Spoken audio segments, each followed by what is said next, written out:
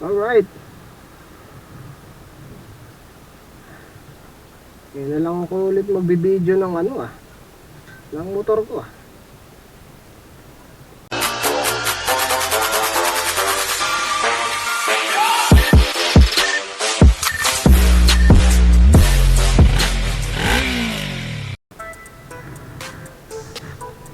Cold start. So, kadalasan problema ng mga motor natin luma. Ayan, tingnan yung gagawin ko.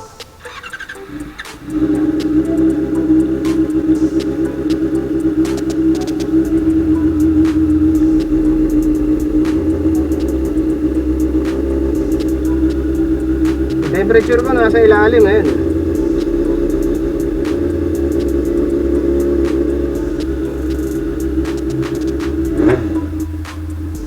Hold ko lang ng medyo mataas lang, mga 1,500 RPM ng mga ilang segundo, tapos yun. Ayan, pwede na. Ayan, naka-minor na siya, naka-idle na.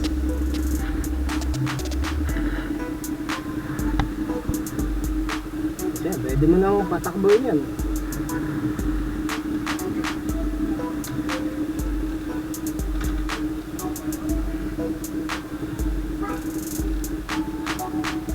Tempo.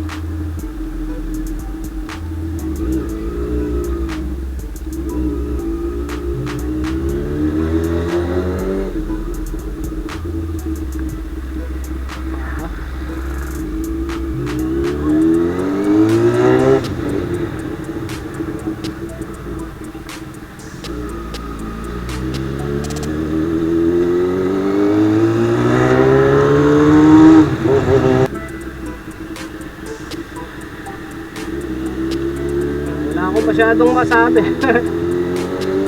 Araw-araw ko kasi gamit to eh. Yung gamit ko pumasok tsaka pang uwi, syempre. Yung iba kasi pamasok lang eh, putay.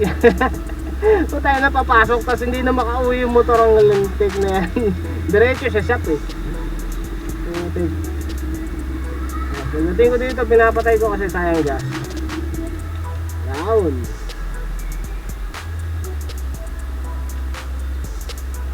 Dito may cambio.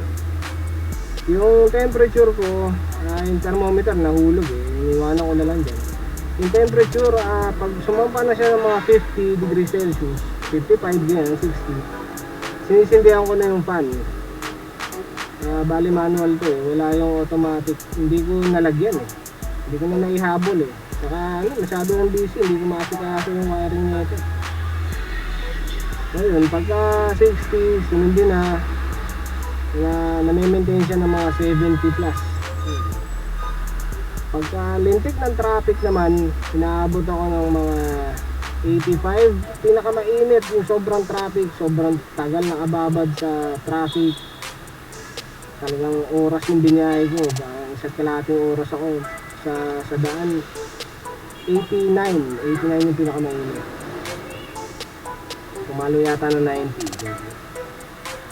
Tapos paganda rin niya, syempre, bumaba na.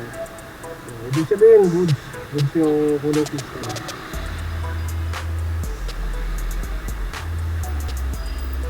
Ito, matagal dito. Ayan, pala.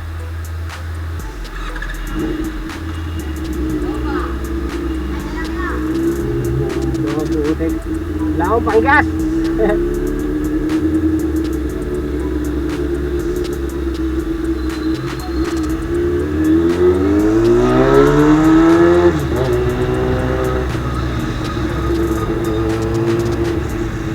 Sarap.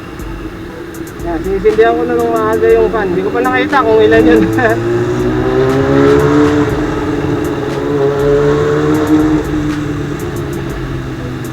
Gusto ko gamitin to, matipid to eh. Matipid sa gas.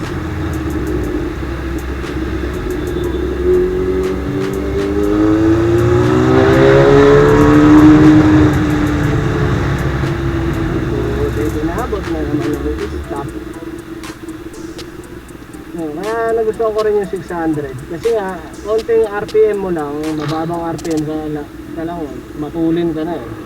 Di tulad ng mga 400. Pasensya na sa mga naka 400. No? Marami tayong tropa naka 400. Ayan,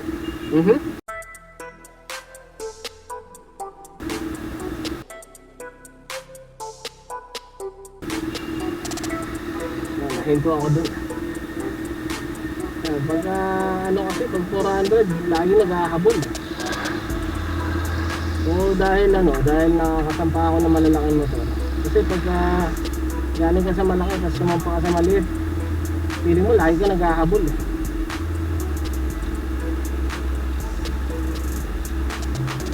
Hindi sumusunod sa ano.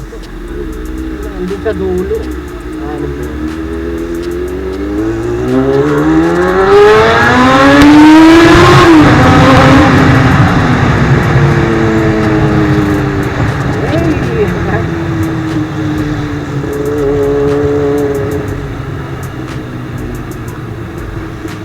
Ay, kasarap.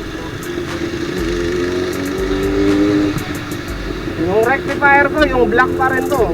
Siguro mga ano na, mga 2 buwan ko nang gamit. Ano pa to, naibiyahe ko na rin ng north. Ilang beses ba? 2 beses yata sa north. Ay hindi, 1 beses. Ay hindi, 2 nga.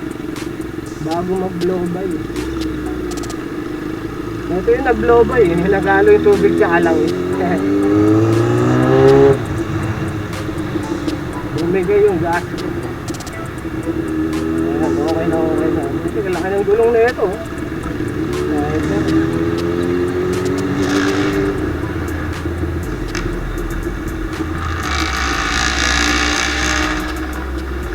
Gamit ko dito yung modified na ignition pa rin, siyempre. 1 taon na yata yan. 1 taon na yung CDI ko na ano. Modified CDI, modified ignition system. Alright. Goodies na goodies eh. Mas matipid pa sa gas.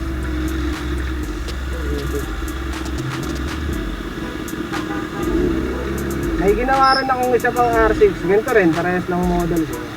Parehas doon sa 2 tropa. Kasi may 2 akong tropa naka R6 din. Parehas kami ng itsura ng motor. Pati model. Ayun, gamit naman nila yung motor nila. Araw-araw din. Wala pa namang naging issue. Isa pala, naging issue. Umiwalay yung sigunyan. Para good yan. Bali yung sigunyan. Ano naman kasi, ratratero talaga yan. Putik.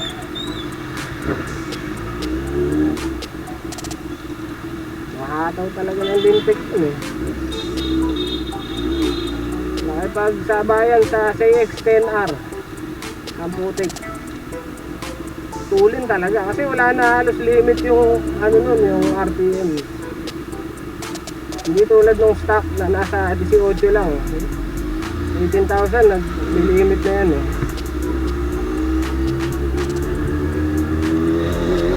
Yung pinalit kong CDI, hindi eh. Putik. Napahalo siya ng ano eh. Napahalo siya siguro mga 20,000 RPM. O mahigit. Kasi wala nang limit yun eh. Kaya kung napansin nyo yung hataw ko kanina na isang bigay, hindi nag-limit, dire-diretso lang nabira, primera lang yun. Hanip na yan. Kaya lang dito sa R6 ko naman, yung CDI ko na luma, hindi ko na nilagay.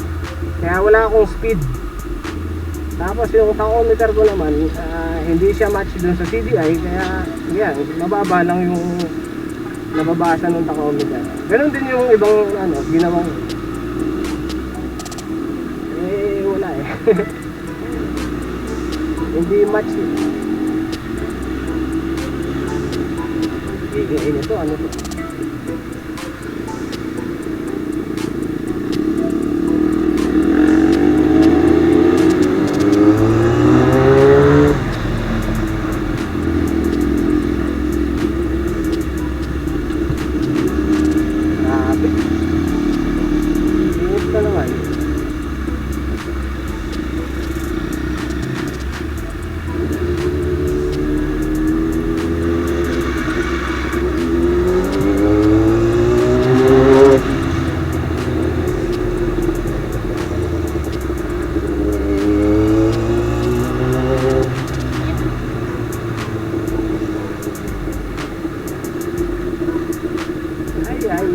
eh.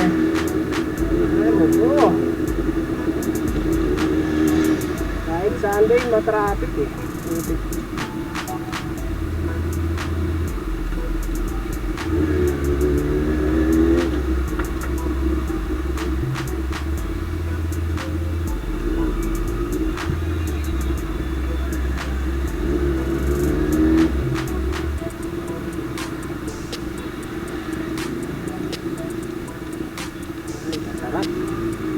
Masarap magmotor.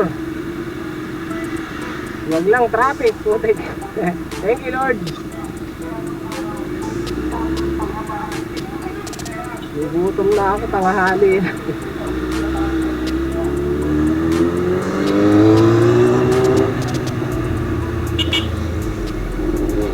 Malakas pa yung tambutso ko sa busina.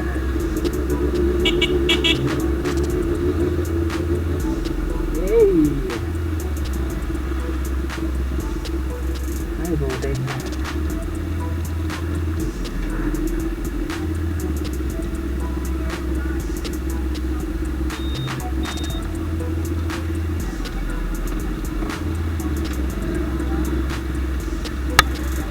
Dami yan.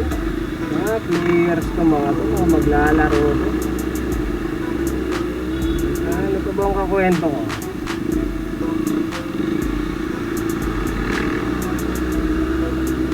Ano, realization, no? Realization. Hindi, kasi yung itong motor ko kasi no issue talaga after nung rebuild ng makina. Talagang gas and go na siya eh. Araw-araw ko gamit, walang issue, walang overheat, wala kahit ano eh. Basta gamit ka lang, gas lang problema mo, siyempre. Papagas ka lang ang papagas. Pero hindi rin ganun ka problema kasi hindi nga siya ganun kalakas sa gas. Kaya araw-araw ko talaga siya gamit kahit traffic. Realization, bibenta ko kasi sana to. Siyempre, medyo marami na tayong motor. Tsaka ano, pang business, no? Pang negosyo. Kasi ako na pumasok eh. Ako na mamasukan. Ayun, bubuhos mo sana sa negosyo. Lahat ng motor ko bebenta. So yun nga yung realization na ito walang issue eh. Hindi ako binigyan ng sakit ng ulo, hindi ako binigyan ng problema na malala. Binigyan ako minsan, tapos nung nasolusyonan, wala na. Gamit ko na lang siya araw-araw. Masaya ako, na-appreciate yung mga tao yung gawa ko. Nagagandaan sila sa motor ko. Yung iba, nagpipicture pa dito. Ayoko na siya tuloy ibenta. Na siguro tama lang din na huwag mo na ibenta kasi baka makatsempo ka pa ng sobrang problemadong motor eh. Di ba? Tulad nung ano, yung isang tropa nakabili ng ano, yung motor na putik, sunod-sunod na problema, parang 10,000 araw-araw yung ginagastos. Pahala yan. Sumusuma ng 10,000 per day ang putik na gastos. Palit ng tawag dito, stator, makailang palit ng stator, bearing, siyempre change oil, ganyan, anak ng pinapa. Tapos ngayon may problema na naman, meron siyang motor na napakaayos, walang issue, talagang gas and go, gagamitin mo lang. Binenta niya, bumili siya ng ganun, putik. Bumili siya lang, hindi niya akalain na napakaraming issue.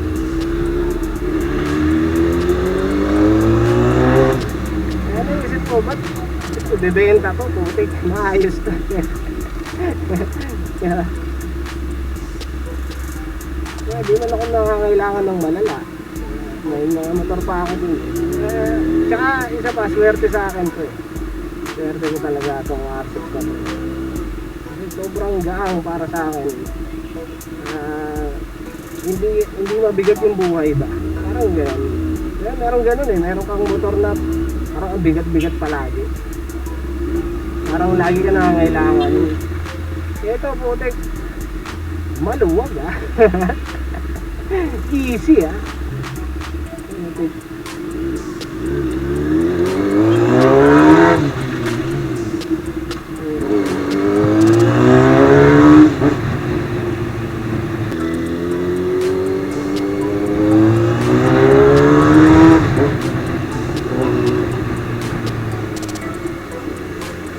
Medyo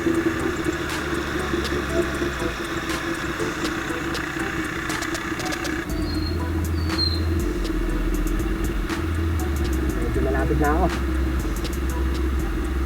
Ayun, no? Tip ko lang din sa mga ano natin dyan, mga nanonood, no? Ano may titip ko?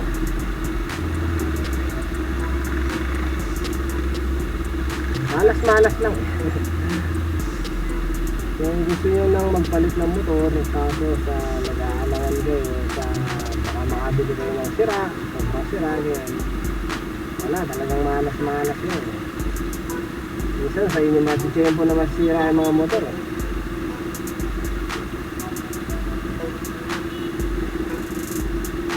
Sugal yan eh. Sugal yung pagbili ng second hand.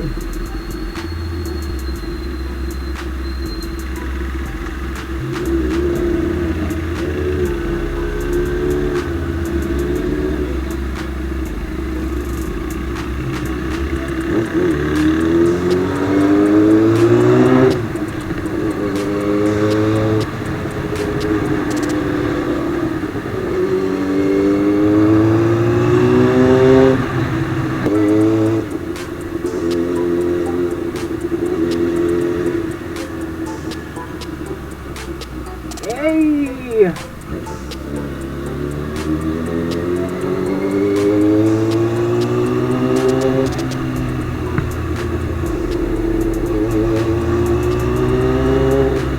Nakahataw. Putik na takbuhan yan.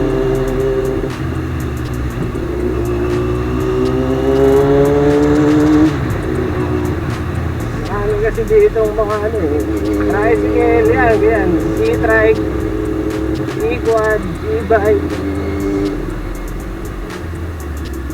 Tsaka yan, mga ano, student.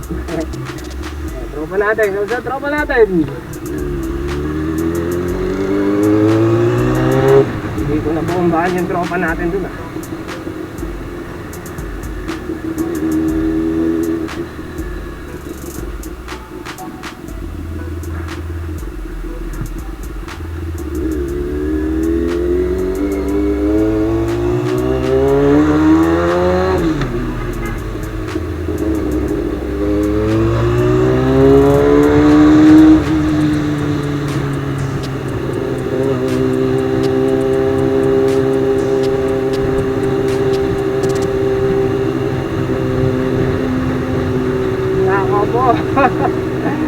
Ganito nga naman yung andaran ng tubig. Para ka na makabaril eh.